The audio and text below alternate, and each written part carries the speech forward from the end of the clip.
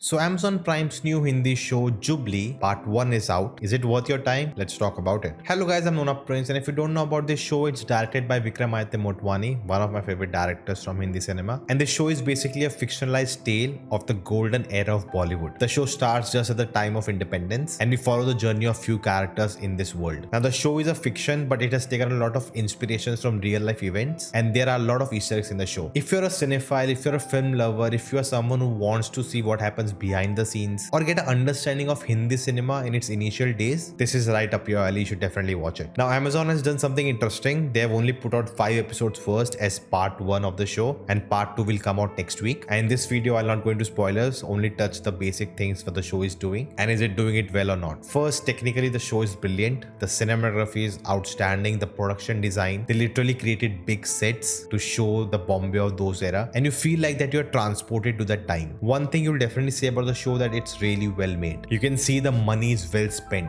There are actually no cheap tricks done to make things look big, but they are not. Everything is very classy. It's lavish, and it's also very theatrical. The show is set in that era, but the way they film it is also like the films of those times. If not those time, maybe of 60s, 70s, 80s. The characters, the emotions, the story is very grounded and it feels realistic. But the setting, it's not real. The show is not trying to be a documentary. It is actually an ode to cinema of those days. One thing I really enjoyed was the background music. It is so good, and with so many tones the show is dealing with, they have done a really good job to balance it all out. And the show is not just about films and filmmaking. There's a lot more. There's human greed, there's jealousy, there's revenge, and it shows you the dark side of the industry. There's a lot of social commentary. There are a lot of dialogues scattered across which are actually true for even today. We see the struggle of an outsider in this industry. We see the power dynamics. Then there's politics also involved. Over that, it's happening during independence. Partition has happened. How that has affected our characters. And we also get a sneak peek into the lives of people, who went through the partition, but just from a different angle this time. Now, in the first 5 episodes, I did feel sometimes the story became little convenient, but then overall the way, it connected the storylines of different characters, it felt organic. The way the characters crossed each other's path, there are so many layers to each characters that they all stand out on their own. Now, the storyline is little slow